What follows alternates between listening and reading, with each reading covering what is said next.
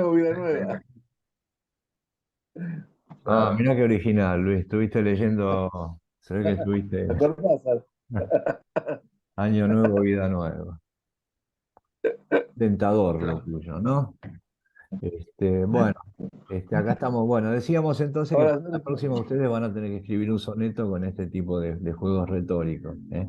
Algo que recuerde un poco a Herrera y Rising o hasta Rubén Darío, si uno quiere. Bueno, entonces, Cortázar, ya que dijimos que su primer envío fue poético, ¿no? O sea, paralelamente estaba escribiendo algunos cuentos ahí en las pensiones y demás. Espera que ingreso a Lili. Y estos cuentos van a aparecer, o sea, no, es mejor dicho, no van a aparecer. Él va a armar un libro, con estos cuentos que se va a terminar llamando La Otra Orilla. Y él siempre no le gustaba, ¿no es cierto? No los publicó. Él los creyó desaparecidos, pero después que se murió Cortázar, se publicaron, o sea, está ahí, eso, visible. Pero bueno, digamos, Cortázar siempre se consideró, al menos declarativamente, yo creo que con cierta veracidad, ¿no es cierto? Siempre se consideró un poeta, siempre tuvo este respeto o esta aspiración a lo poético, ¿m? Y yo creo que Cortázar tiene, o sea, él no se dedicó, digamos, de lleno a la poesía, o ni siquiera se dedicó, digamos, demasiado a la poesía, siempre escribió algún poema, pero lo suyo era la narración, y más que en sus novelas, en sus relatos, él consigue, me parece a mí que consigue intensidades poéticas muy, muy interesantes, ¿no es cierto? Sobre todo en sus dos primeros libros de cuentos, aquellos que le gustaron a Mónica en algún momento de su vida. Entonces, vamos a leer otro de este libro Presencia, ¿no es cierto? Vamos a ver acá, a ver, Súplica se llama este. Yo te pido, Señor, que esta existencia vista su faz de nieve no pisada. Quiero verla hecha luz, ya deslumbrada, en su afán de alumbrar algo de esencia, singular, que no sea su presencia, un número en la cifra inacabada. Dale una voz, Señor, no le des nada, sino voz para alzar toda su ciencia. Yo te pido un latido del futuro que en el mundo comprenda que ha tenido fragmentos de su Dios en un poeta. Mira qué onda, ¿no? Fragmentos de su Dios en un poeta. Dale voz y valor frente al oscuro, luego déjalo solo, que ha nacido para surcar el viaje hecho saeta. Fíjense qué retórica, ¿no? Tan alambicada, ¿no es cierto? La construcción está muy bien, la construcción es perfecta. Uno con cierta práctica puede llegar a escribir sonetos perfectos, lo que no significa que sean sonetos ni siquiera interesantes o buenos, ¿no? Pero bueno, acá hay una cuestión. Obviamente, estamos hablando de un chico, de un joven, un tipo muy joven, no está nada mal, digamos, como intención, primero como intención poética y después como desempeño retórico efectivo, que la manera en que él compone el texto. Pero todos los tópicos, o sea, justamente, de todo lo que está hablando son tópicos literarios, ¿eh?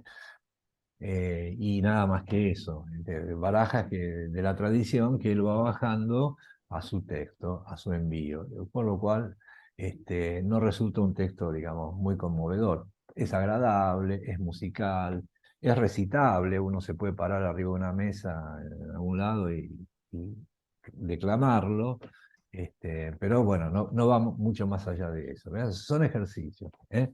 Y él era perfectamente consciente, después con el paso del tiempo, o sea, por algo no los publicó. Bueno, todas estas cosas aparecen, como siempre pasa, ¿no? Cuando se mueren después una de estas bestias literarias, sus albaceas, empiezan a abrir los cajones de la mesita de luz y bueno, se publica todo. Un gran escritor sigue escribiendo bastante tiempo después de muerto. Ya lo dijimos muchas veces acá. ¿Mm?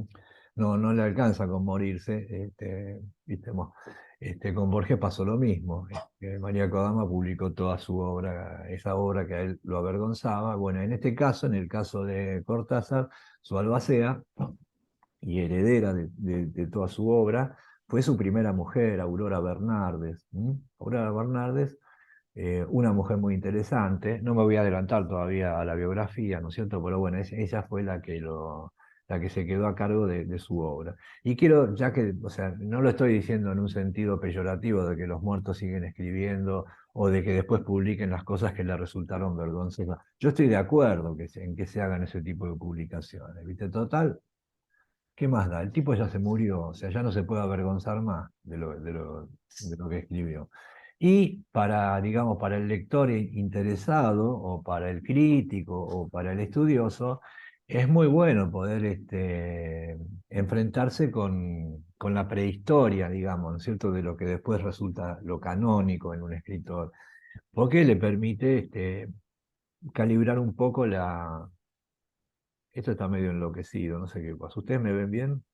Isaías, pero vos estás planteando que Yo creí que era yo, pero algo pasa. lo que queda de lo que no se publica o lo que uno publica al principio y tiene vergüenza mientras vive, si no lo destruye, atrás de eso puede haber una intención del escritor de que en la postrera etapa la gente lo lea.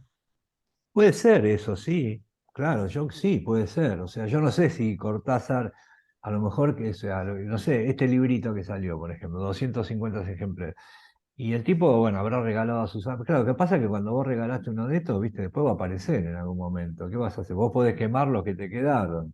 O si no, tenés que ir a la casa de cada uno y decir, "Pero dámelo de vuelta, ¿viste?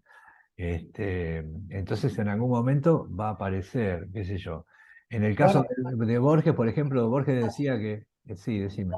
tienen 30, 50 libros de esa primera libro de poesía presencia, y si no aparecen los otros, se nota que el escritor no tuvo una bonomía sobre lo que después volvió a leer que escribió al principio. Pero si no hay ninguna huella de que el escritor tenga una oposición, parecería que atrás de todo le gusta tácitamente la idea de que se sepa todo de él. Sí, además, qué sé yo, yo calculo que cuando uno, a medida que uno va envejeciendo, viste, qué sé yo, pasaron, ¿cuánto hace que escribí el soneto para mi tía Periquita? Lo escribí cuando tenía 15 años, bueno, qué sé yo, hace 50 años, viste, ya ni me preocupo, me olvidé incluso, pero viste, por ahí, mi prima Felicia, lo tiene ahí en un cuadrito en la cocina o pegado en la heladera.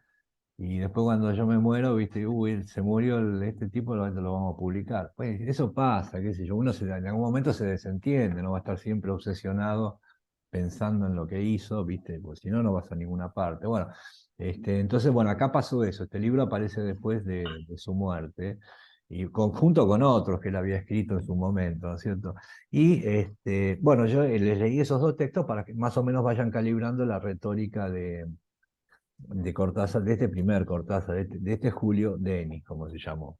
Entonces, decíamos que paralelamente él había escrito unos cuantos cuentos. En esos cuentos que se llama, que están en la otra orilla, yo les digo, les estoy mandando como material complementario después cuando terminemos, aparte de los videos, les voy a mandar este libro del proto Cortázar, de los cuentos que se llama La otra orilla. Son una serie de relatos en el que ustedes van a ver si lo quieren leer, ya, o sea, está prefigurado. Los temas de Cortázar ya están ahí, los que digo, los del gran Cortázar que después vamos a conocer, ¿no es cierto? O sea, siempre el tema de lo fantástico estuvo en sus cuentos, por lo menos, no así en sus poemas, que eran otra cosa completamente distinta. Yo creo que contemporáneamente a que él escribía estos poemas, que son adocenados, por así decirlo, escribió unos cuentos que por ahí no están tan buenos leídos hoy, ¿viste? Se notan ciertos excesos, pero que ya están, o sea, los temas son interesantes porque uno puede ir rastreando cómo el tipo después va a tomar esos piolines y los va a hacer explotar. Por eso es bueno, y yo decía que me parece bien que después se publique todo, ¿viste? Está bien, nos merecemos leer todo, ¿viste? Lo que hay. Porque podemos después dibujar mucho mejor al personaje. Yo ahí les puse algunos relatos de estos de la otra orilla, ¿no es cierto? A ver, obviamente no vamos a leer ninguno completo, por lo menos de esta época, ¿no? Este primer módulo vamos a llegar hasta un ratito antes de que él publique su primer gran libro, que fue Bestiario, ¿no? Todo apuntado, o sea, ya en la década del 40, ya en la década del 40, sobre finales de la década del 40, ella tenía escrito algunos de estos cuentos que después van a reunirse en la colección Bestiario, y ahí ya tenemos a un Cortázar ya de otra categoría, ¿no? Ahí explotó, digamos, el pochoclo y todos estos aprontes que uno podía ver en esos primeros relatos, ahí saltan ya con todo su potencial a la vista, ¿no es cierto? Bueno, a ver, vamos a leer un poema más, y después pasamos a algún relato y vamos a decir algo más de su biografía. Bueno, dice, este se llama, no tiene título, Vana misión la de salir del nombre, es el primer verso, ¿no? Vana misión la de salir del nombre y el rostro propio, vana, desvaída, como un álbum ya viejo, nada somos si no somos nosotros. Ve la rosa que no inicia el camino a la gardenia, y la nube tan grave en su seguro, ser único, distinto, conquistado. El hombre se despeña tras las máscaras. Sí, te lo digo, máscaras, recuerda, solo en ti, solo cabe tu universo, y esa flor que te alcanza no es la misma que alcanzo yo. Qué inútil una máscara. Llora el rostro detrás de la sonrisa y el más pequeño césped nos trasciende. Este ya tiene alguna cosita más interesante, ¿no es cierto? Ya tiene algunos puntitos más, ya no es esta retórica por la retórica misma. Acá es como que está apuntándole a algún lado. El tema de la máscara, que acá aparece por primera vez, es un tema, es uno de los grandes temas después de Cortázar. La máscara en el sentido de una otra instancia que de alguna manera lo está representando a uno, el tema del doble, ¿no es cierto? De ese otro que se presenta enmascarado y es uno mismo, en definitivo, o alguna especie de variante de uno mismo en alguna especie de tiempo paralelo, cosas que están muy emparentadas con lo fantástico, pero también con una especie de fantástico este, que apunta más para el lado del terror. En Cortázar está eso, por lo menos de la angustia, digamos, ¿no es cierto? Más que del terror. ¿Sí? No es un tipo que escriba cuentos de terror, pero ciertos relatos de Cortázar, ciertas maneras de ejercer esos tópicos, pues son muy angustiantes, son muy angustiantes. Entonces, el tema de la máscara ya está, salirse del nombre. Esto tiene todo que ver con lo que va a ser su poética más general, ¿no es cierto? No estoy hablando de los poemas, sino de su poética, de su creación, ¿no es cierto? Este tema de llora el rostro detrás de la sonrisa, algo detrás de algo, ¿no? Ya desde el título, ¿no? Vana misión la de salir del nombre y el rostro propio. Esta vana misión de salirse del rostro, es decir, de salirse de una cajita en la que uno está metido para tratar de acceder a otra realidad tal vez más rica o por lo menos distinta, va a ser otro de los temas, de los motores de los personajes de Cortázar, ¿eh? Siempre tipos que están buscando otra cosa. Otro es la palabra clave acá, ¿no es cierto? Salirse del nombre propio. Ustedes van a ver, habrán visto ya, porque si leyeron a Cortázar, que eh, los protagonistas de Cortázar son personajes dobles o triples incluso, ¿no es cierto? Que de alguna manera están buscando un puente entre sus dos maneras de presentarse en la existencia. Y acá muy así, todavía muy líricamente, está plasmado un poco eso. Toda esta retórica que está usando Cortázar en este momento, hoy nos puede sonar así anticuada, ¿no es cierto? Pero quiero decir que en este momento, esto es la década del 30, sobre mediados y finales de la década del 30, había toda una serie de escritores, de poetas sobre todo, que escribían en este tono, ¿no es cierto? Fueron estos llamados neorrománticos, ¿no? o más bien podríamos llamarlo neodecadentista, ¿viste? Porque estaban muy influenciados por los decadentistas o los decadentes franceses, ¿eh? La influencia de Cortázar es absolutamente francesa, por lo menos en este momento. Bueno, digamos, convengamos que era descendiente de franceses, que nació en Bélgica y todo ese tipo de cosas, ¿no? Y que la abuela supuestamente hablaba francés, si le vamos a creer a su mito de origen. Entonces, este, más que nada por los decadentistas franceses, por Baudelaire también, por Mallarmé sobre todo, y él lo va a nombrar específicamente en algunos textos, ¿no? Es como que son reescrituras de toda esta serie de poemas. Isaías, Sí, Aurelio. vos decías, vos hablabas del doble recién. Yo leí una vez un cuento de Cortázar, cuento suelto, así salpicado, no me pregunte de dónde. Un tipo que va en una moto y tiene un accidente y después despierta en un hospital y Anoche despierta. boca arriba se llama ese. Exacto, siendo sacrificado por los aztecas allá en México. Bueno, porque vos hablabas del doble recién, pero vos fijate lo que a mí me llamaba la atención y no sé por qué se me ocurrió en ese momento hacer un paralelismo con un cuento de Borges, de Tadeo Isidoro Cruz, donde tanto en Borges como en Cortázar, el personaje se define en determinado momento por elegir una posición. Tadeo Isidoro Cruz se pone al lado de Fierro. Deja de ser un policía y se pone al lado de Fierro y pasa a ser un matrero. Y en Cortázar, este muchacho, en determinado momento, bueno, el cuento termina definiendo quién en definitiva era, o así me lo acuerdo yo por lo menos. No sé si hoy, esto ya es una hipótesis mía que puede ser perfectamente falsa. No sé si hoy se escribiría un cuento donde dejáramos cerrado y definido hacia dónde va hoy estamos mucho más vacilantes, mucho más indecisos Sí, claro, claro. en la redacción. Nada, ese cuento que vos estás mencionando va a venir bastante después, ¿viste? Sí, sí. Y hay algo que vos dijiste que a mí me interesa porque se aplica en el caso de Cortázar, ¿no es cierto? Y es parte también de una cosa que es discutible. Yo voy a dar una opinión general, tampoco hay que tomárselo demasiado en serio, ¿no? Pero los cuentos muchos de los cuentos, digamos, no seamos totalitarios, ¿viste? Bastantes cuentos de Cortázar, son como vos decís, ¿viste? Muy, digamos, taxativos en ese sentido, digamos, que abren y cierran para un solo lado. Este mismo que vos estás diciendo, hay claramente dos instancias, ¿viste? Un tipo que está acá y ahora en una situación y aparece en otra, en otro tiempo, en otra situación completamente distinta. No hay demasiado juego en el sentido de que vos decís, bueno, pero ¿cómo es que está pasando esto? En fin, ahora te lo voy a comparar con otro cuento eso, ¿no? Porque es el mismo cuento escrito de dos maneras distintas.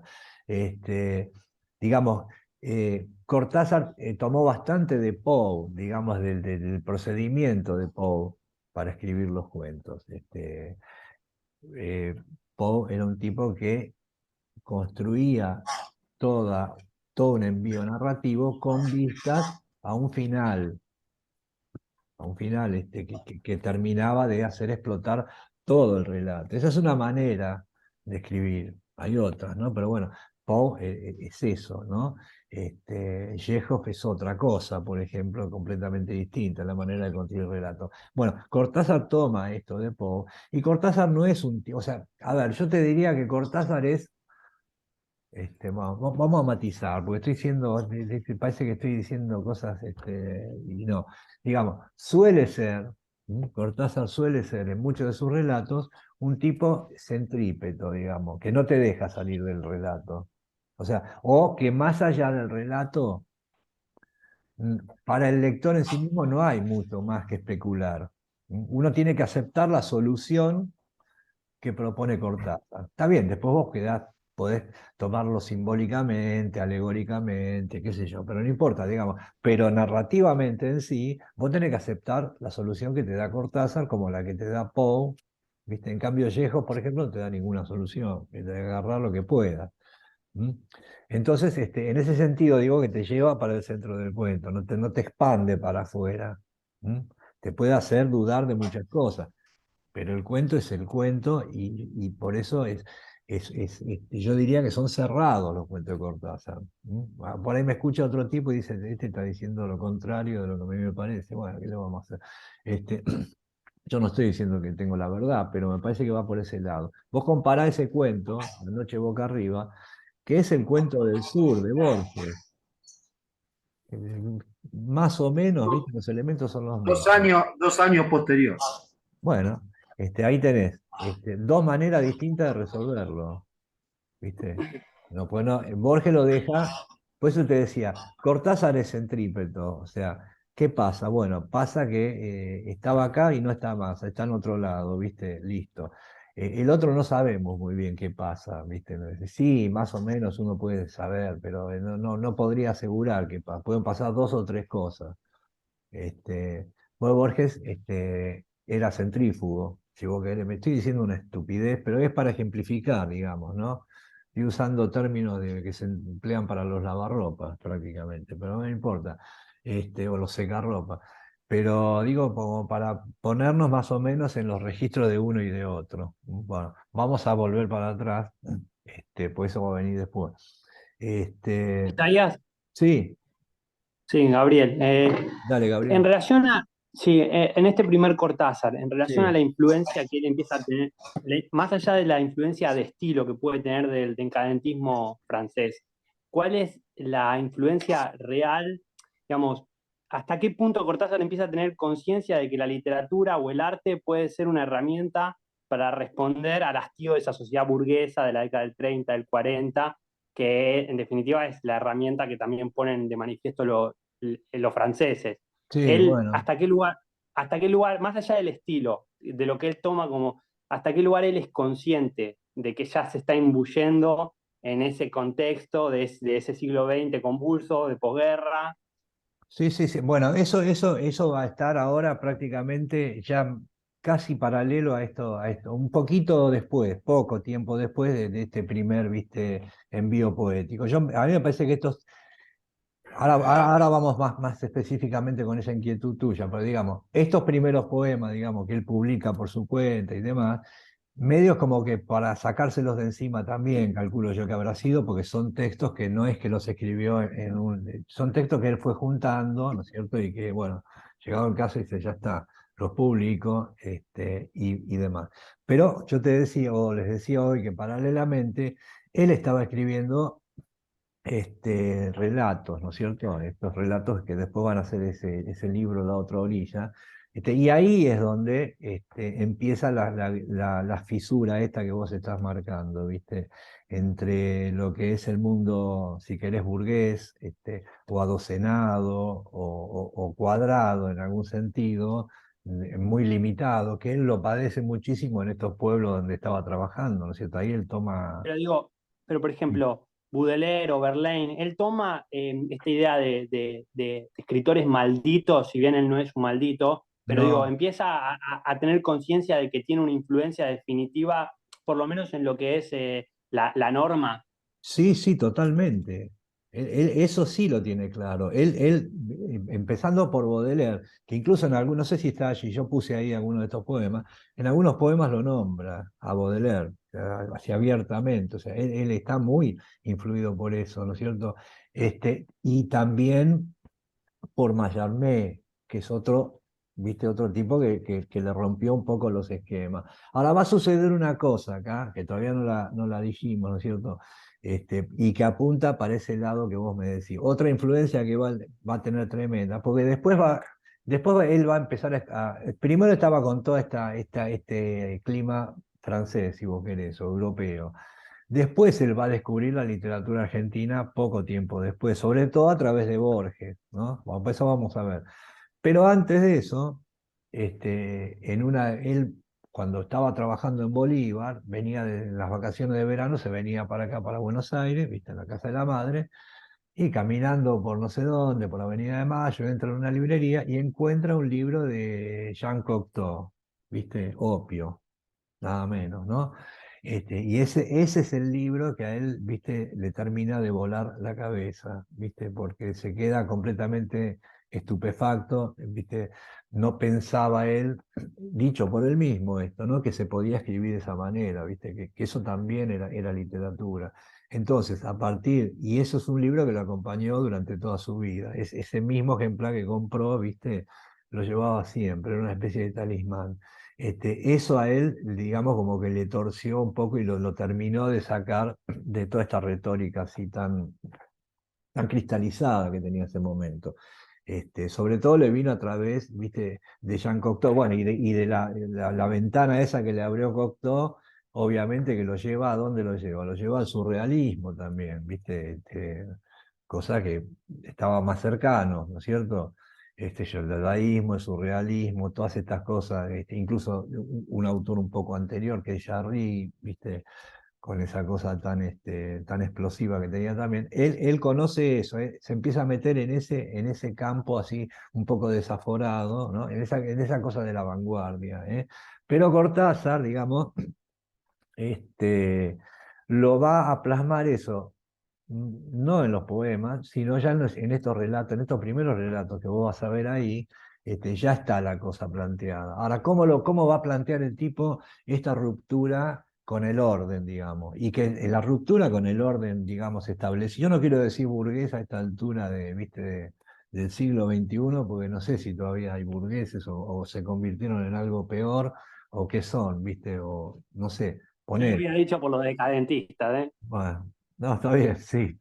No, pero está bien, o sea, ya sabemos de qué estamos hablando. Bueno, esta ruptura de un orden impuesto, digamos, o muy establecido, él lo va a plasmar por el lado del este cierto fantástico que decíamos. O sea, no es que el tipo va a empezar a burlarse como del orden, eso lo va a hacer más adelante también, tampoco se va a privar. Pero en estos primeros cuentos, y en los que van a seguir, que están incluidos en Bestiario, vos tenés la fisura del orden con estas irrupciones de digamos, de lo ominoso que aparecen en lo más cotidiano. O sea, en realidad Cortázar cuestiona el orden establecido, con irrupciones, ¿viste? Con cosas que aparecen y que no tendrían que aparecer en un sistema organizado. Bueno, Cortázar las hace aparecer. Bueno, Casa Tomada, si vos querés, ¿viste? Un ejemplo que es posterior, ¿no? Pero ya acá lo tenés en algunos de estos relatos, ¿viste? Acá les puse yo uno, por ejemplo, esto está de la otra orilla, ¿no es cierto? Este, Hay uno que se llama Bruja, por ejemplo. Léanlo después ustedes tranquilos, yo no lo voy a leer todo, obviamente, ¿viste? O sea, en otro momento por ahí vamos a organizar algo fuera de programa y vamos a dedicarnos a ver un cuento completo, ¿no es cierto? Entonces es la historia de esta bruja, de una chica que, bueno, nada, tiene alguna especie de poder. ¿M? Este, que no se sabe por qué lo tiene, que ella un día se da cuenta de que pensando en ciertas cosas puede materializar alguna de esas cosas en las que piensa, ¿no? Qué sé yo, una caja de bombones, ¿viste? Le gustaban los bombones, piensa en bombones y le aparece una caja de bombones arriba de la mesita de luz, y bueno, bombones que se pueden comer y demás. Entonces, bueno, entonces se empieza a montar en ese poder que tiene y va, digamos, va haciendo una escalada en estas materializaciones de sus deseos o de sus caprichos, si es que no son lo mismo. Este, entonces, bueno, a veces se hace materializar una casa, para no despertar, no es que aparece una casa de la nada, para no despertar sospechas va organizando toda una construcción de una casa, qué sé yo, ¿no? Hasta que un día se muere, yo se los cuento así nomás por encima, ¿cierto? La piba se muere, ya pasaron unos cuantos años, va la gente al velorio, está el médico, qué sé yo, se acaba de morir la chica, y bueno, al morir la chica se empieza a desmaterializar todo eso. Es un cuento más o menos, no son los grandes cuentos de Cortázar. Pero acá está el tema, ¿eh? O sea, esta chica a través de ese poder, que no se sabe si es un poder mental o qué es, no importa, ¿viste? Pero tiene eso, va, digamos, de alguna manera saboteando el orden establecido. Una chica que era pobre, puede ser una chica rica en algún momento, a través de estas cosas, de estos deseos desaforados que se terminan materializando. De alguna manera está saboteando digamos, la lógica de la movilidad social, si vos querés, ascendente en este caso, ¿no es cierto? Y bueno, eso está solucionado en términos de una cosa fantástica, ¿eh? Es una cosa fantástica. Yo digo, la primera cuestión que tiene Cortázar con de enfrentamiento con el orden burgués, burgués digo porque estamos hablando de burguesía, ¿no? Eso que después va a estar en Rayuela omnipresente, ¿no es cierto? Lo establecido, el pensamiento adocenado, ¿viste? La aceptación de las cosas como vienen, y esos tipos están en otra, están en contra de eso. Bueno, en estos primeros envíos, y yo te diría que hasta el libro eh, final del juego, por ejemplo, se van a manifestar como sabotajes que se resuelven por lo fantástico. ¿Mm? Cosa que después, con el correr del tiempo, cuando él adhiera a posiciones, digamos, políticas más revolucionarias, a la revolución cubana, ¿viste? El tema del sandinismo, la misma izquierda se lo va a recriminar, ¿viste? O sea, sus compañeros, digamos, de lucha no entienden esta manera de resolver las cosas, querían algo más que vaya a los bifes, ¿viste? Pero el tipo siempre fue un saboteador, el tipo siempre estuvo cuestionando un orden de cosas. Bien, no sé si más o menos algo con esto te cierra, ¿viste? Pero bueno, entonces lo tenemos ahí en Chivilco, perdón, en Bolívar, envolándose, ¿viste? Escribiendo, yendo a aprender ahí a las tertulias estas, a tomar el té, a aprender inglés. Entonces le sale a través de un amigo, de otro profesor, una vacante en Chivilcoy. ¿Mm? Otro pueblo acá de bueno, un pueblo más grande, una ciudad, ¿no? La ciudad de Chivilcoy. También de maestro, pero en este caso él va a poder ya elegir la materia que va a dar y qué sé yo. Bueno. Entonces, se va para Chivilcoy. Bueno, al lado de Bolívar, Chivilcoy era, viste, Manhattan, más o menos, ¿viste? Igual, tampoco era tan grande, ¿no es cierto? Pero bueno, ahí tiene un poco más de interacción, ¿no es cierto? Y acá es donde, en Chivilcoy, maestro, profesor, maestro de escuela, o sea, siempre eso. Son los trabajos que tuvo Cortázar, que por supuesto todavía no era un escritor, ¿eh?